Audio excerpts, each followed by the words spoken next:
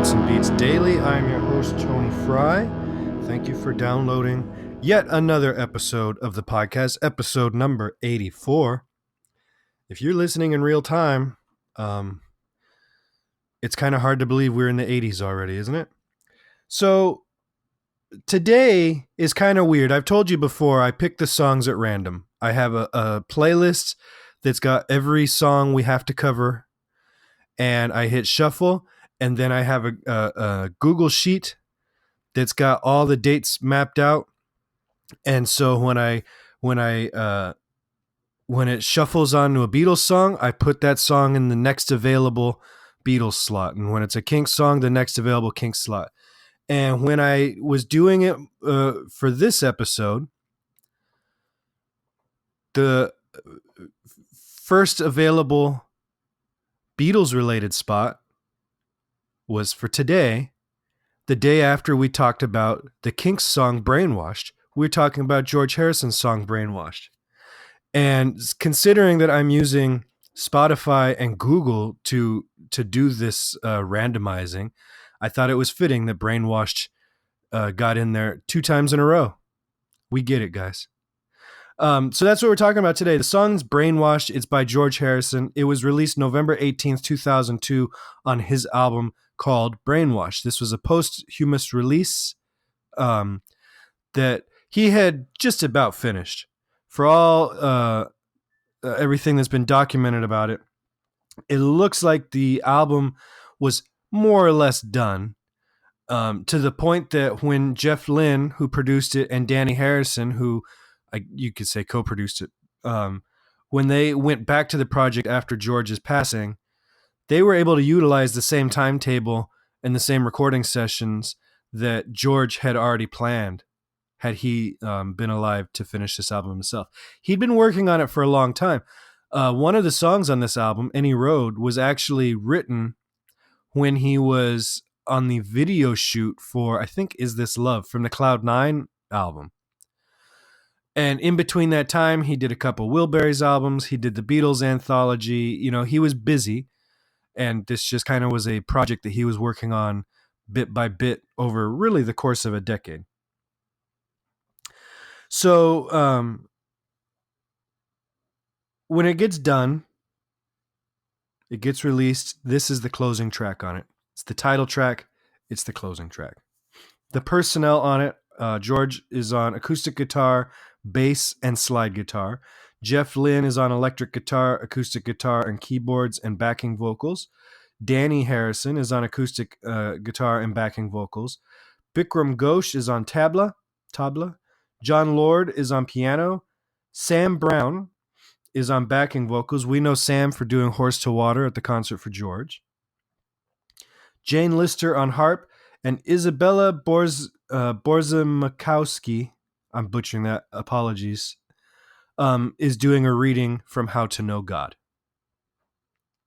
Okay, so that's the basic rundown. Now, this song, who knows how finished it was, but it was done, it was written and done enough in 1999 because it was one of the songs that George played. He did an interview, I believe, with Rolling Stone, where he was talking about an album he was working on. It was going to be called Portrait of a Leg End, which is kind of a funny title.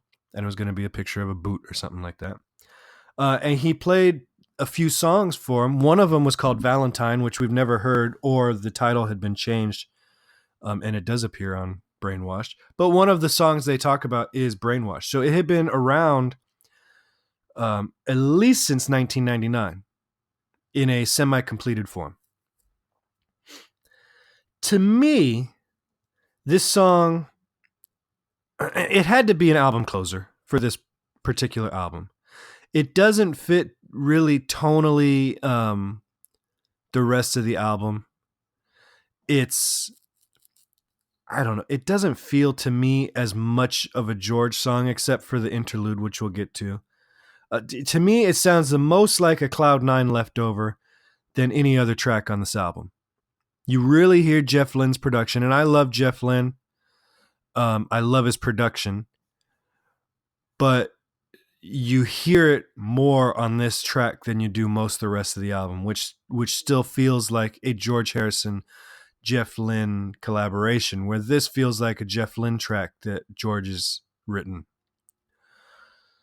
So it doesn't necessarily fit the vibe of the whole album. It's a very emotional album, whether purposefully or not. I mean, a lot of the emotion does come from the fact that it came out a year after he died. And so there are certain lyrics on the album that, you know, you're not listening to them as a middle-aged dude writing them. You're listening to them as a man on his deathbed writing them. And that may or may not be the case. As we know, he's been working on this album for over a decade. And then so the production doesn't fit, and it's not George's strongest song on this. It's weird. His vocals sound at times like they're very strong, and at times like they're very forced and weak. And I think some of that might be the way they're recorded. You know, sometimes if you have a very dry recording, or you record in a small space, or you record in a big space, or you record live with the band or in a sound isolation booth, all these things have an effect on the overall sound that is going to be on the final product. So some of it might have been that, some of them might have been the song, but it's weird that he sounds both strong and weak on this on this track. There is an Indian breakdown, or Indian inspired. It's not straight. It is anchored on slide guitar, but this is where you hear the tabla and the harp and all that, and it's very clearly Indian inspired, a lot like the breakdown in Living in the Material World, which is an up-tempo rocker that has this sudden pullback to be very mellow and atmospheric, and then going back into the rocker. This one does that same thing. But unlike Living in the Material World, a lot of the lyrics in this song just don't work. Not with the melody, at least. There's some odd meter that, you know, he's got 10 syllables where there's space for 7, things like that.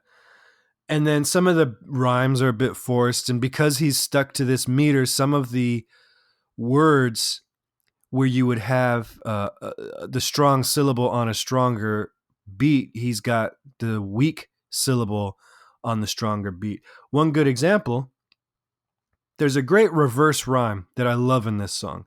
He says, "Brainwashing us in Washington," where wash is obviously the rhyme, quote unquote. And the way he delivers it is cool, and it's a cool, I like the way he pivots on that word wash to give us 2 words, brainwashing us in Washington. That meter-wise, that's a perfect line.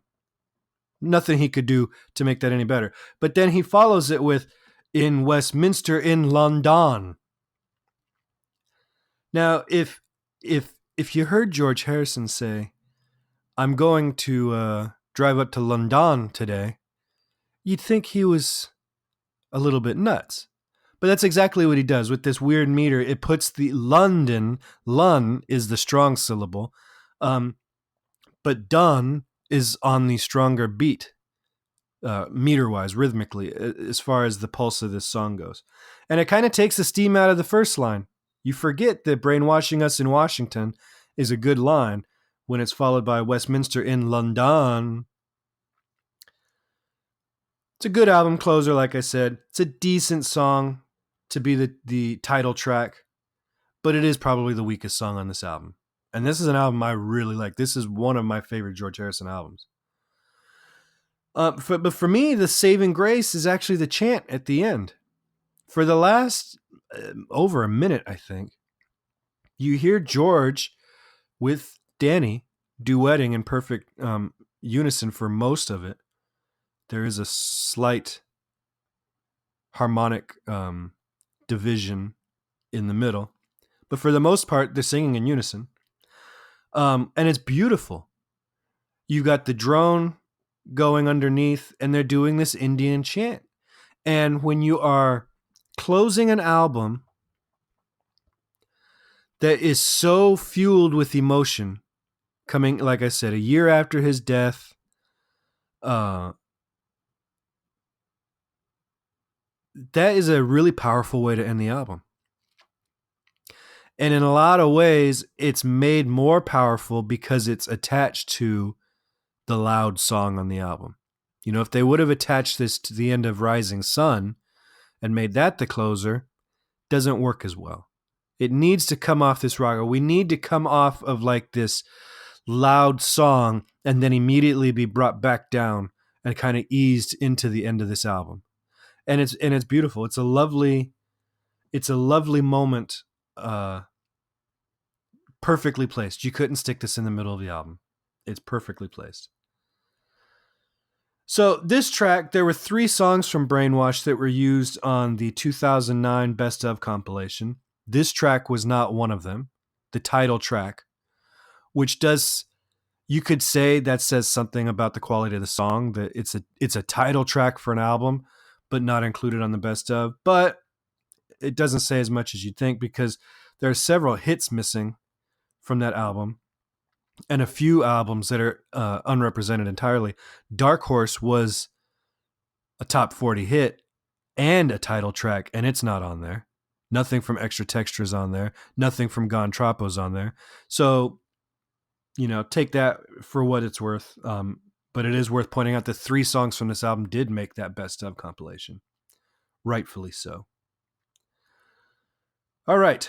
So, musically, it's kind of tough to pin down. Basically, he starts with a C chord. And then he goes to a minor 4, F minor. Is that not the most George Harrison, that minor 4? If I just playing those 2 chords, if I said, who wrote this song? Just off those 2 chords, 2 basic chords. It's a C and an F minor. That just screams George Harrison to me. So the F minor doesn't belong, really. It is possibly borrowed from the relative minor. But then he goes to a B flat and then resolves that to an F major chord.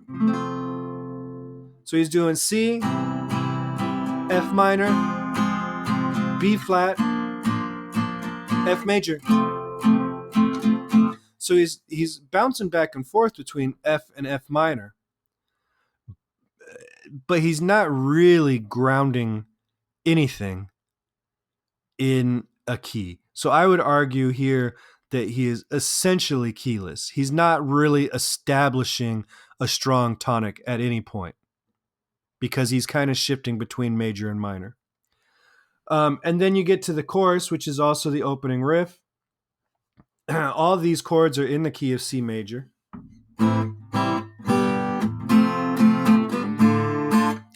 It's a 6, 1, 5, 4, 2, and then a repeat. So you can make the argument that that is in C major or A minor, I guess. The only place where I can make a definitive statement for his harmonic structure is the bridge, the section that's the Indian breakdown with the quote from How to Know God. That is very deeply steeped in F Lydian. And I don't think I've said Lydian on this podcast. Lydian, oh Lydian. No. So if we have a major scale on 1 and we go C, D, E, F, G, A, B, C, that's a major scale. Okay. If we start on the 4th scale degree, C, D, E, F. If we start on F and play those same notes from F to F without making any adjustments, that is called a Lydian mode. All right. So an F major scale has a B flat. That B flat.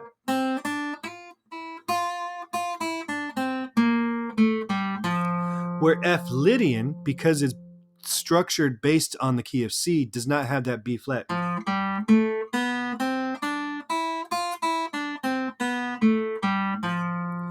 And so what you get is if you're basing your harmonic structure on that mode, you get a different set of majors and minors. So now 1 is a major chord. You've got that. And then 5 is still a major. And the thing is the 5 chord in a Lydian mode is the same as the 1 chord in the regular major scale. So we're going a 5 in F Lydian is the C major. Then to a minor 3, and then to a major 2.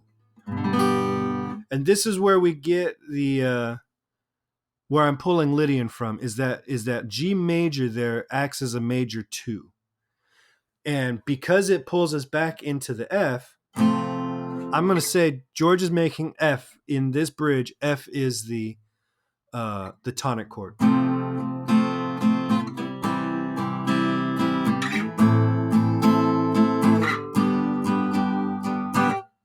Is that the Tom Petty Learning to Fly? It is.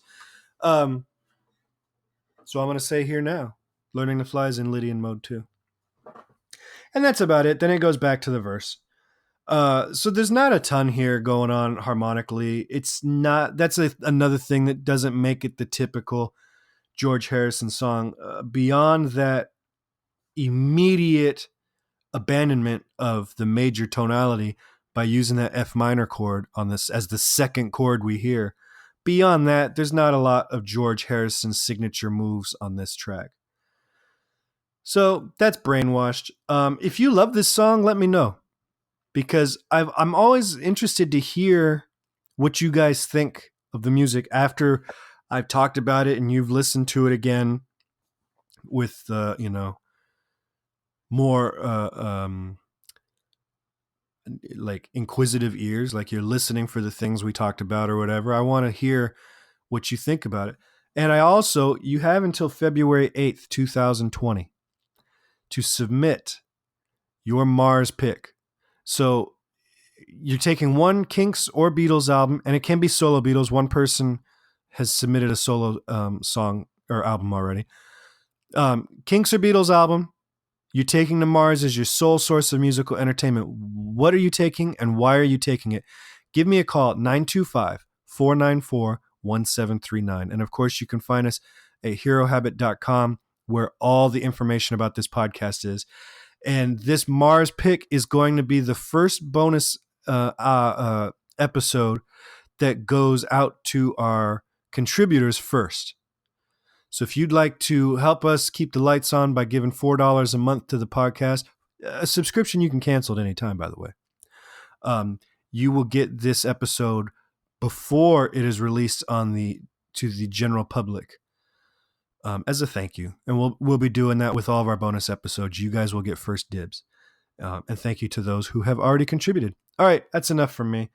I will talk to you guys tomorrow. Thank you for listening. Make sure to swing by herohabit.com for more information on this podcast and all the other stuff we've got going on. Thanks. Bye.